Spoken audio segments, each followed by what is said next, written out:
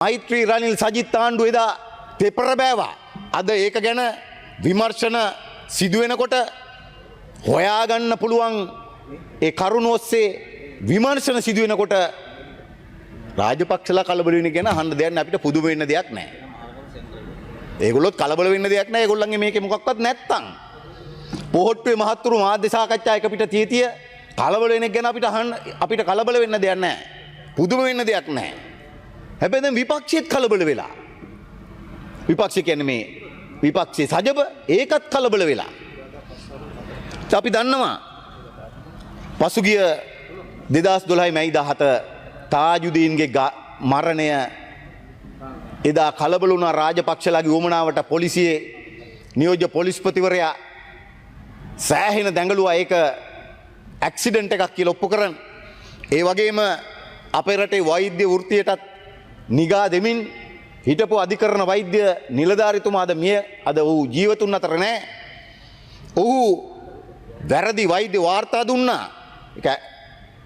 හැබැයි අපි දන්නවා පහුගිය කාලේ ඊට පසුව 2015 16 වකවානුවේ මේ ගැන කරපු විමර්ශනවලදී තහවුරු වෙලා තියෙනවා මේක ඝාතනයක්.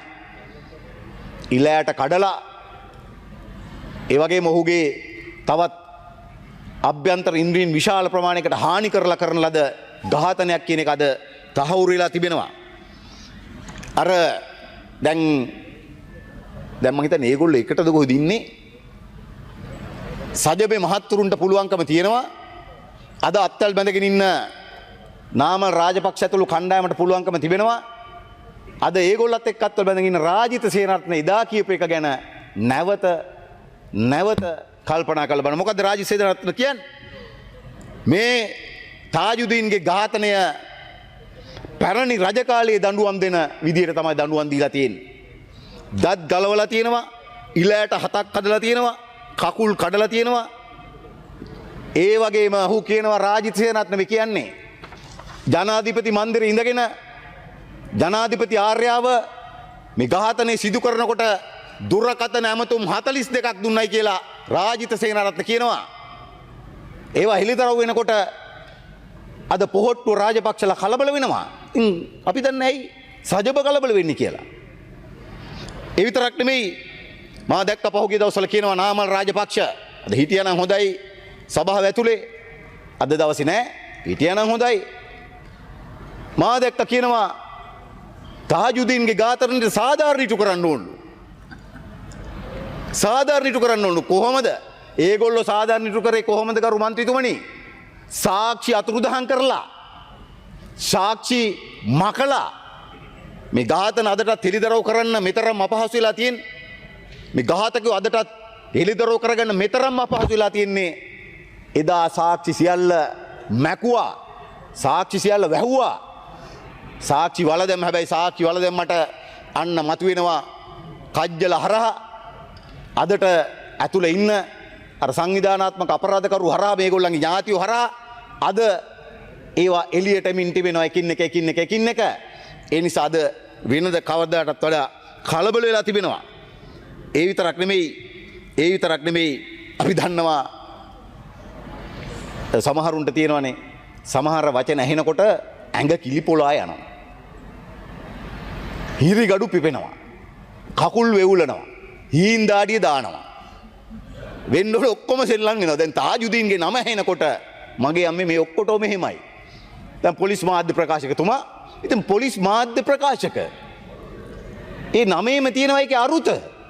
පොලිස් මාධ්‍ය ප්‍රකාශකතුමාගේ වගකීම තමයි මාධ්‍යවලට අවශ්‍ය එහෙම නැත්නම් රටේ ජනතාව දැනගත යුතු තොරතුරු කියන එක. පොලිස් මාධ්‍ය ප්‍රකාශක තාජුදීන්ගේ ඝාතනය කරපු වෙලාවේ ඔහුගේ වාහනේ පිටුපස කජ්ජ ගමන් කරා ඒක හඳුනගෙන තියෙනවා කජ්ජගේ බිරිඳ කියලා කියනකොට මේගොල්ලෝ ඒකට විවිධ දේවල් කියනවා. කජ්ජගේ නෝන හිටියේ කොහෙද? එයා හිටපු දන කොහෙද? හිටියේ කා එක්කද? ඒ වගේ වෙන යන්නේ කොහෙද මල්ලේ පොල් උත්තර දෙනවා. වැල් බයිලා ගහනවා. ඉතින් එහෙම වෙන එක ගැනත් අහන්න දෙයක් නැහැ. ඔළුව කොලොප්පන් වුණාම ඔළුව කලබල වුණාම ඒ જાති ඒවා කියන එක ගැනත් අපිට අහන්න දෙයක් නැහැ. පුදුම වෙන දෙයක් නැහැ. ඒ නිසා තාජුදීන්ගේ නම ඇහෙනකොට වෙවුලන මහත්තුරුන්ට අපි කියන්න ඕනේ ඕගොල්ලෝ සම්බන්ධ නැත්තම් කලබල නැතුව ඉන්න. අයිස් ගැන කියනකොට දැන් මේ මහත්තුරු උපරිම උත්සාහ කරනවා දැන් මේ අයිස් අර 323ක් කන්ටේනර් ඇතුලේ තිබුණයි කියලා කියන්නේ. දැන් අපි දන්නේ නැහැ මේක ඔළුවෙන් හිටගෙනද කියන්නේ කියලා.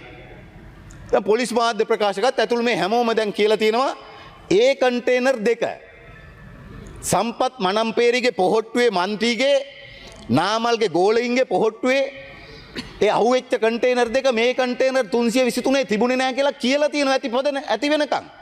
හැබැයි පොහොට්ටුවයි මේ සජිබේ මහත්තුරුයි තාම කන්ටේනර් කරේ තියන් යනවා.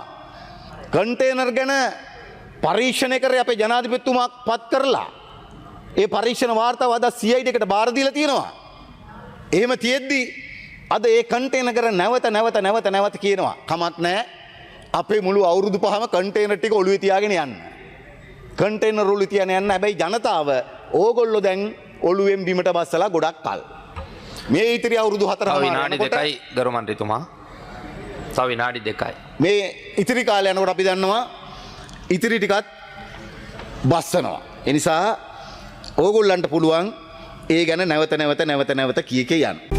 හැමදෙම දැකගන්න මාහිමෙන් එහා ලොවක හොඳ දේ